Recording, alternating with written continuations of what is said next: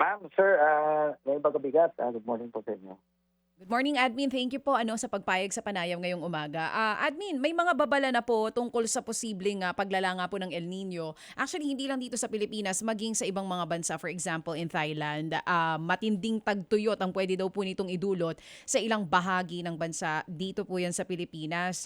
Malaki po ang banta nito sa agrikultura natin. Ngayon, kami po gusto lamang sanang magtanong din sa inyo kung paano po ito ngayon pinag-ahandaan ng inyong ahensya. Base po sa monitoring ninyo, kumusta po yung water levels natin sa ating major dams and dun sa mga irrigation reservoir natin? Ma'am, gusto ko lang sabihin na ang NIA naman ay hindi natin hinihintay na yung ganitong yung El Nino o La Nina na dumating. Proactive po tayo rito. So, ibig sabihin, ang mga projects na po kaagad ng ating ahensya, yung tinatawag natin na tumutugon doon or naghahanda sa ating irrigation facilities para doon sa climate change resiliency. So may mga climate change adaptation and mitigation projects po tayo na nakakasa sa NIA para po adjust po tayo dito. So yun po yung aming ma'am. So halimbawa lang po, no, yung dito sa ating adaptation na tinatawag, nililipat po natin yung ating cropping calendar para po makaiwas tayo sa bagyo at ganyan din po sa ating sa drought at makatipid tayo ng tubig. Oo, engineer, that's good. No? Natutuwa naman kami marinig na sinasabi nyo very proactive po kayo. Pero gusto lang din po namin malaman, dahil proactive naman po kayo kaninyo, may mga lugar po ba dito sa bansa ang nakikita ngayon at tinitignan at binabantayan na ng NIA na posibleng vulnerable dito sa paparating na matinding tagtuyot? Ano pong mga lugar ito? Yes, ma'am. In fact, nung month nag-listing po tayo, no, at yung pinaghahandaan ng NIA ay yun din ang sinasabi ng pag-asa ng mga vulnerable. Yung El Nino kasi noong 2023-2024, may lessons learned tayo dyan. Ito po yung sa Region 2, Region 1, CAR, halos buong bansa ba, ma? Kasi yung forecast nila ng El Nino is from medium to strong daw eh. Talagang matindi daw yung paparating na El Nino. So ang NIA po ay again, ang mga naikasa na natin mga program dito, binago na natin yung cropping calendar. Classic example ma'am dito sa Pantabangan, dati kasi November, December po ang cropping natin dyan, ginawa natin October. Dahil ang malaking gastos po sa pagpapatubig ay yung land soaking na tinatawag, isipin niyo, sa area na yan, 5 probinsya yung papatubigan mo. Pero kung inilipat mo siya ng October, tag-ulan pa, so imbes ho na nagre-release kami noong October ng tubig, nag-iipon pa yung dam natin. And then ani po kami ng February, and then nag-quick turnaround po kami ng March. Ibig sabihin po, actually, yung dam natin na yan, naka-boundary na po kami kung tutuusin, nakadalawang cropping na po kami, and yet malaki pa rin po yung lamang tubig ng ating dam. You are talking of how many dams na nakapag-adjust dyan sa cropping calendar kaninyo, Administrator? Lahat po naman ang system natin sa buong Pilipinas, sir, ay na-adjust natin. But of course, naintindihan ko naman po yung ibig nyo sabihin, yung mga diversion dam kasi natin, wala pong yan eh. Wala pong catchment area yan na malaki. So ang ginawa ho natin dyan, maganda naman po at na binibigyan ho ng ating presidente ang NIA ng mga heavy equipments po taon-taon. So ang ginagawa naman natin yung mga, kasi lahat po ng ilog natin, sir, silted eh. So yung mga heavy equipments natin, ginagamit natin sa pag-silt sa ating mga irrigation facilities. At ngayon pong tag-araw, ginagamit din natin na gumawa ng mga brush dam sa mga ilog para humadagdagan yung supply ng tubig ho natin. Yung nga po, so to answer my question, ilan pong dam yung nakapag-adjust sa cropping calendar, ilan lang ito sa dami po ng mga rice-producing provinces? Karamihan naman ho, sir, i-adjust natin.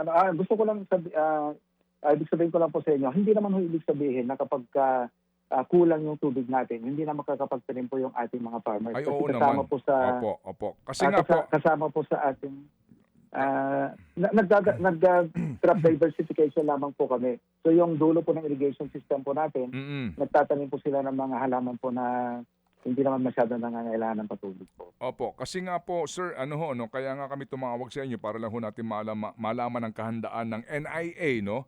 Kasi alam naman po natin na yung cropping season, memorize na po ng mga farmers yan at ninyo, yung paparating na tag-ulan, dito ho tumatiming yung pagtatanim, di po ba?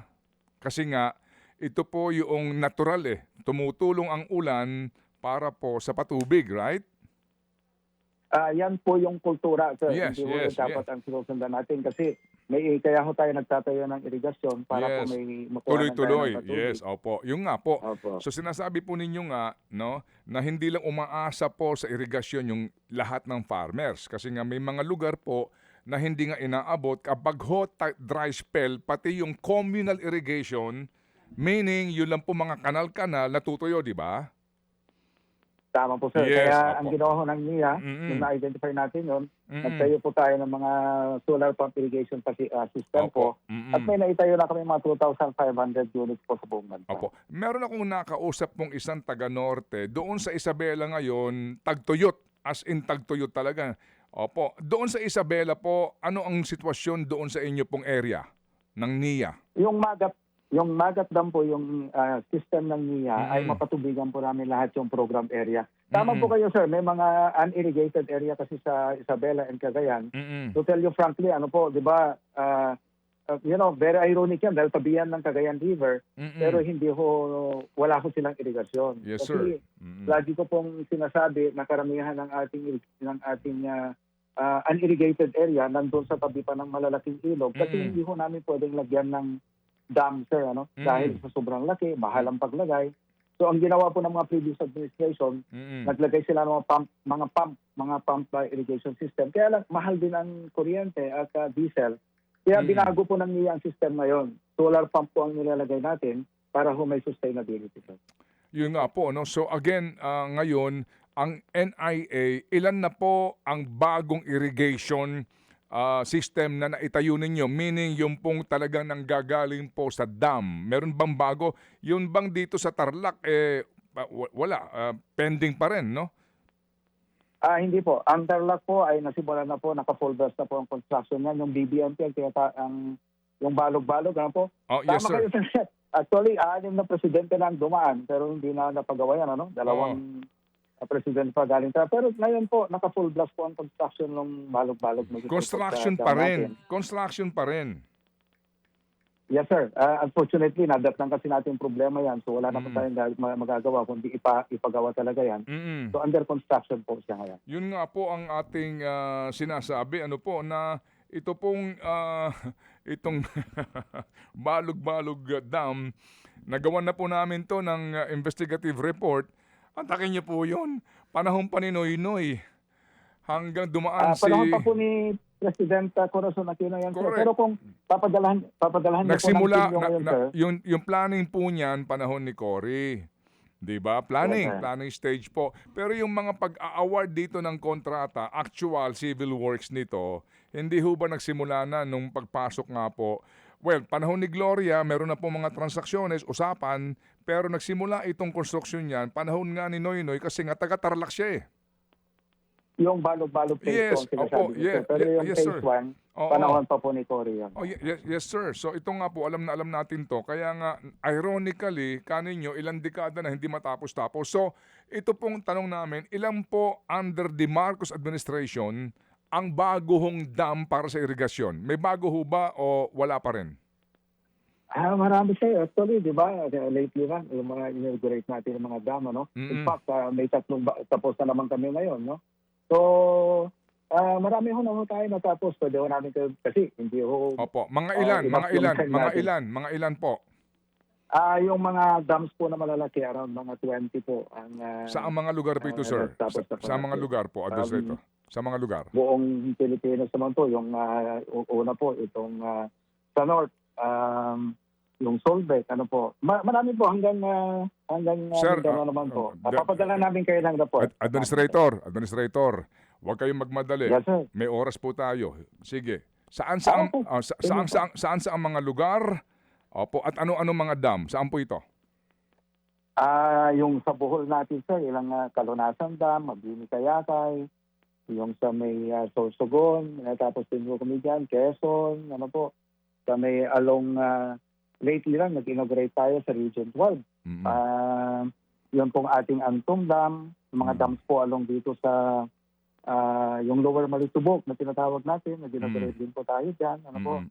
Yung Solbeck Dam. Sa mga solar pump irrigation naman po, dito sa ang lately lang, dito sa Camsor, di ba? Yung Camarines Sur, sinasabi nga ng farmer doon, dati-dati, nagbabayad sila ng 400,000 pesos per scrapping season, per month, ano po?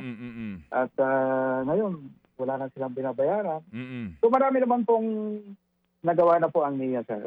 Again, pati ho yung sinasabi nyo Balog-Balog Dam, kung magpadala ho kayo ng team ninyo ngayon doon, nakikita nyo po na naka-full blast po yung construction. Naka-full blast ang construction. Yes, sir. Kahit gabi, nagtatrabaho po sila Opo. doon. Kailan po tapos ito, sir? Itong Balog-Balog. Ang talagang target namin dyan, sir, 2029, pero sikapin po namin tapusin yan 1 year ahead of schedule. Sino ngayon ang bagong kontraktor niya?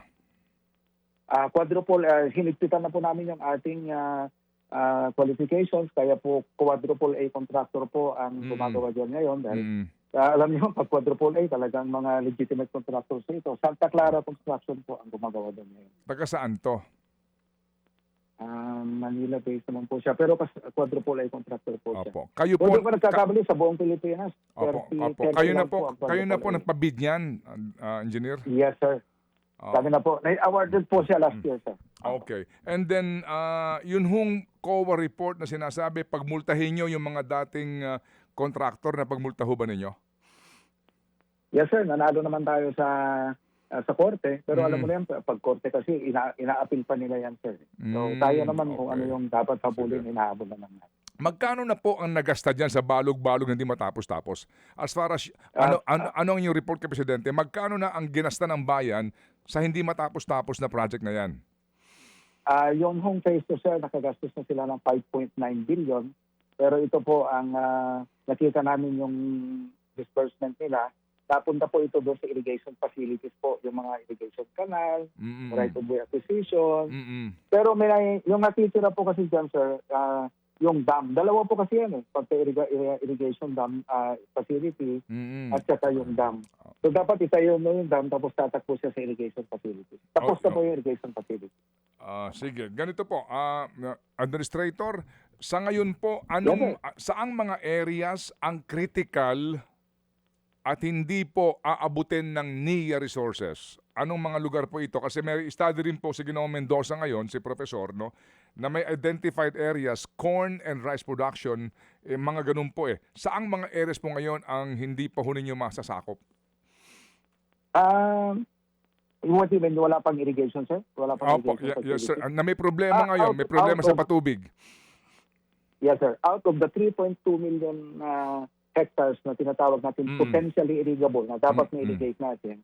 Ang na-irrigate, ang sakop po ng NIA, sir, is 1.6 million. Ano? So, yun po yung sakop natin. At sinasabi ko nga po sa inyo kanina na sa pag-aaral namin, nakita namin na it's very ironic na kung saan yung hindi pa na-irrigate, nandoon yung mga major river basins. Hindi ho nila na-irrigate ito, sir, kasi for the simple reason na masyadong mahal yung pagtatayo ng dam. Katulad sa Cagayan River. Kung lagyan mo yung dam ng Cagayan River, masyadong mahal ang paggawa, kukunti lang yung mapatubigan, tapos magbabaha pa upstream. So yun po yung problema natin. Ang ginawa ng mga previous administration, naglagay sila ng mga pumping stations na nag-fail naman dahil mahal po ang diesel. So to answer my question, saan po mga lugar ang critical po na hindi ho naaabot ng inyo pong irigasyon?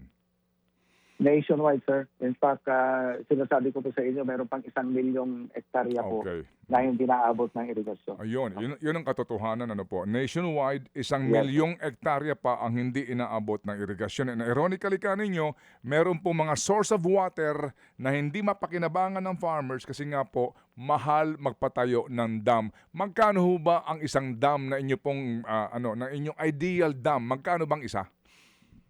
Ang figure po dyan, sir, is nasa 1.6 million pesos per hectare po ang ginagastos ng gobyerno sa pagtatayo po ng regular dam. Ito yung may dam, yung high dam. Pero napansin ho namin sa solar pump irrigation, naglalaro lamang po siya ng 250,000 to 400,000. Let's talk about dams. Okay. Magkano ang isang dam na ideal po to cover, gawin natin halimbawa, diyan po sa Isabela, Cagayan area, kung magpo-propose kayo ng dam para po sa Cagayan River, magkano kailangan na pera? Ilang billion, sir? Mas malaki yung sa Cagayan. Bigyan ko kayo ng natapos na natin, sir. Yung Mm. sa Halaor, natapos natin yan. Ano? Mm. Yung dam lamang, nasa 10 billion pesos po yung dam lamang po. Pwera po yung irrigation facilities. Okay. So yan nga din po ang sinasabi ng ating Pangulo. 18. Isipin po ninyo, 18 po ang major river basins natin sa buong bansa. Pero ang may tatayo pa lamang po na dam na malaki, yung Pantabangan at saka yung Magat, na pinatayo pa ni Ferdinand Marcos Sr. noon. Yes, So sir. gusto po niyang lagyan ng bawat Okay. dam po ang Yes, sir. yung 18 dams na yan. Opo, yun nga po, pero ang Pangulong Marcos Jr. po, magdadalawang taon na lang, no? Kaya ho, mukhang hindi na ho maaabot yung pangarap na yan. Anyway, so thank you po sa inyo pong panahon, Administrator, kung mga 10 billion lang po, no? Ang kakailanganin. Sabihin mo, doblehin mo na 20 billion, bawasan lang siguro ang nakaw nila, no? Pwede tayong magtayo ng napakaraming dam, no? Tama po yun. Hindi naman isang taon na yun ang gagastusin mo eh. Yung Yes. 10 billion, siguro 2 billion per year lamang. Oo. Kaya nga, ang ginawa ng Presidente po yung pondo ng Halaor, kinuha niya sa flood control para po mapunduhan natin yung Halaor. Oh, kasi hindi naman niya isang bigay eh. Kasi nga kinoconstruct yan. Hindi po. So inot-inot din yung gastos diyan.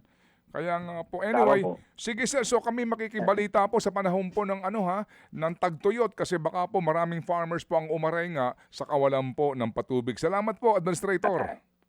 Yes, sir. Saka, again, ini-invite ko po kayo pumasyal sa Balog-Balog Dam para po makita ninyo yung... Yes sir, gagawa.